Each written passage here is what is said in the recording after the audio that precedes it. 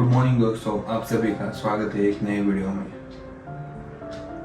2025 अभी खत्म होने वाला है और कुछ ही दिनों में नया साल आने वाला है। तो हमने इस साल में बहुत सारे गोल सेट किए थे, उसमें से कुछ हमने कंप्लीट भी किए लेकिन कुछ अधूरे रह गए।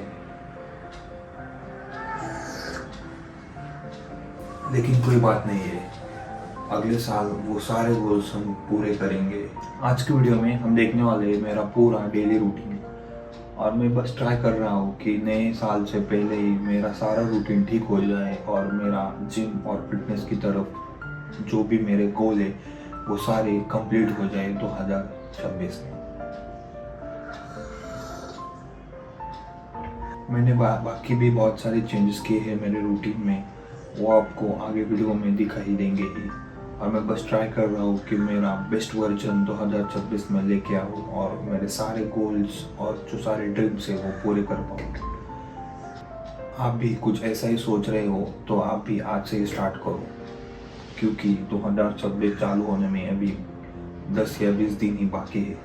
तो तब तक हमारा रूटीन बहुत अच्छे से काम करना चालू करेगा और पहली तारीख से ही हम पूरा हमारा 100% हमारे डेली रूटीन में दे पाएंगे।